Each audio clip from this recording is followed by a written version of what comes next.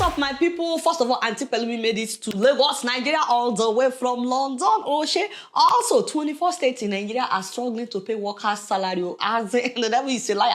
There's new drama in Kaduna as we are finding out that the former governor, Madam El-Rufai, left the state in debt. Meanwhile, EFCC is there picking up Bobrisky. Can you imagine what a risky something to do in this economy? And how would you feel if you can no longer vote for a president as a citizen and only lawmakers are allowed to decide who's president? My people, that is what is happening right now in Togo. It's your girl Adiola. Welcome to this episode of Keeping It Real. Shout out to 28-year-old Pelumi Nubi, who spent months solo driving in the daytime, sleeping in the car at night, covering over 10,000 kilometers. That is more than 6,200 miles in a purple Peugeot 107 car as she drove from London to Lagos, Nigeria. Talk about bravery, audacity, setting goals and going after it. This woman is a hero. She survived a terrifying accident in Ivory Coast, by the way, that damaged her car, almost totaled her car. That did not stop her. She kept going. This woman is brave. She had been welcomed to other countries in Africa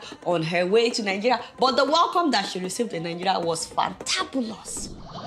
Nigerians are in high spirits as solo traveler Pelumi Nubi, who set a target to travel from London to Lagos via road, finally arrives Lagos after 68 days of...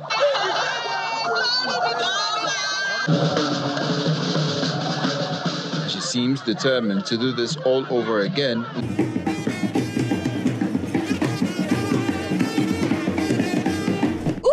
Nigeria did not disappoint. I love when she was talking about being audacious. She said, use what you have. I think we should do more audacious things as human. I think it's very important to step out of our comfort zone. I really wanted to explain the continent I was born into as well. I did not see enough representation. I didn't enough people that look like me, so I wanted to do that. You know, showcase our beautiful continent to people. And by road allows you the freedom to stop whenever you choose to. I decided to use the same car I've had because I didn't want that to stop me. Use the things you have. Use the equipment you have.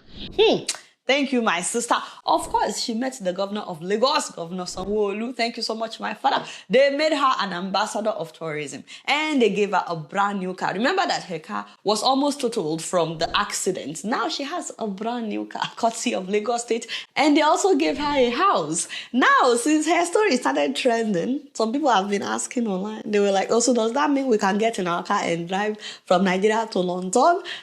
Okay, so of course you can drive. Of course you can drive, but just in case you are planning on doing that, please know that you must have a visa before you can pass through all the countries that you will drive through that require a visa from Nigerian passport holders and a UK visa to enter the UK. I believe Auntie Pelumi has a UK passport, and that's why she was able to go through so many countries in Europe. And she probably has Nigerian passport as well, West African passport that allows her to go through those West African countries. So if you're planning on going by road to London, just be prepared, you know? Anyway, now let's talk about something that is serious. 24 states in Nigeria finding it hard to continue to generate workers' salary from their internally generated revenue. So they may have to rely on federal government allocations or borrowing from banks and other institutions. This is not good because, first of all, you can't help but wonder, is it that those states don't have the capacity to generate funds like other states are doing? Or is it that their governors are embezzling money or their governors are not doing what they should be doing? Because this means that millions of people that are working for the government may not get paid for their hard work, and that is not fair. As it is right now, it's only Lagos State, Kano, Anambra, Edo, Enugu, Imo, Kaduna, Kwara, Osun, Ogun, and Zamfara states that are able to fund salaries according to analysis done by budget data. Now, Kaduna is on the list of states that they say that can pay salaries, but guys, I don't even know how they are managing to still pay salaries after all that we are finding out recently. Did you hear that my father, the former governor of Kaduna State, Madam El-Rufai, left a debt of $587 million plus another 85 billion naira in Kaduna?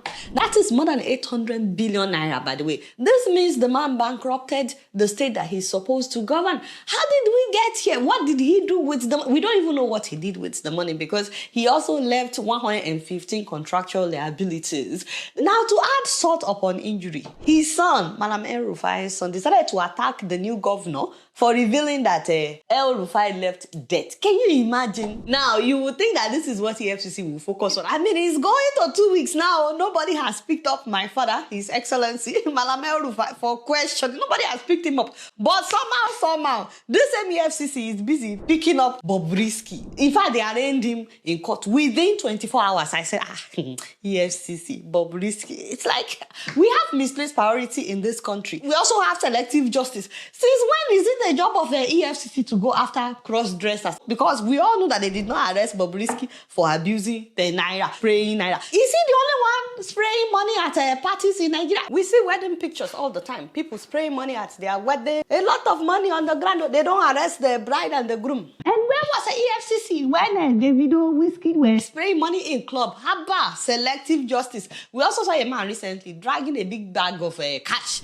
I don't even know why we are talking about Bobrisky. How can Bobrisky become the matter? EFCC with everything that is going on. I keep seeing people writing all kinds of things online about this issue, and I know some of them will still write it in my own comment section. They are saying that's good for him. It's a bad influence on our children. Anything to get rid of him. I said, shoo. Now that they've arrested Bobrisky, they've sentenced him to 6 months in prison without bail. I hope that the economy is better where you live. Those of you that are celebrating, because obviously he's the one that is responsible for the harsh economy, for the corruption in country. He's the one that is losing our treasury. He's responsible for bandits, the high cost of living. Me, I'm not concerned about a cross-dresser. I don't even know why that is our matter right now. It's not today that people have been cross-dressing in Nigeria. Arias Kappa was very popular in the 70s. You can look him up. There are so many cross-dressers in Nigeria today. Some of them are doing it for social media content. And you know, the moment Nigerians know that there is money in something, more people will follow. But what I am concerned about is that EFCC is now leaving their job for something that does not even concern them. They should be investigating why 24 states may not be able to pay workers' salary. Are they not also working for the government? It's not right. They should also be investigating how Malam El-Rufai will return the money that he borrowed. They should have invited him for questioning. And the way they arraigned Bobrisky within 24 hours, this tells me that if we actually want to go after people that are destroying this country, we can and we will. We just have selective justice. We have selective... Hey, Jesus. Meanwhile, the president of Togo has carried out a coup on his own citizens, a legislative coup. He has successfully changed the constitution such that the people will no longer vote to elect a president in Togo. Going forward, it is now the parliament that will be electing the president. What? You know how bad this is? The parliament is made up of several of his family members. His siblings are there, his nephews, his cousins, and people that he put there. They are part of the parliament. This guy is a real criminal. He did this less than a month to the election. The election was scheduled to take place in April 20th, and he did this on March 25th. He's a real criminal. Now they've postponed the election until March 29th. People are trying to protest. The government is refusing to grant them permits to protest. And opposition members can't even gather in peace. They're going in there arresting people. How long has his family been in power in Togo? 57 years. 57. How's that not enough? His father was president for 38 years, and he has been president now since 2005. That is 19 years. Obviously, he doesn't want to leave like his father. He wants to die there like his father did. In fact, in 2020, he changed the constitution to allow him to be re-elected and stay in power until 2030. But now, he doesn't even need to be elected anymore. The parliament, his cronies, will now be the ones to announce that he's once again the president for another 6-year term. And as Farida Naborema puts it, that is our Togolese sister and a fearless activist in Togo, this woman said, while the day just got brighter in Senegal, the night has grown darker in Togo. #4 must go. Now, I can see some people in the comment section will say, why are the people putting up with such crap? 57 years under one family, father and son. You need to remember they are a small country. They are arresting people anyhow. They are able to kill people anyhow.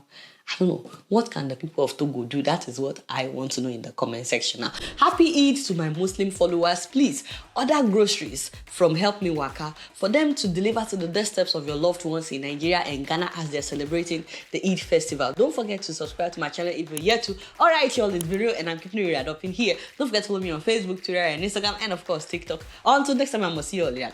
Peace out.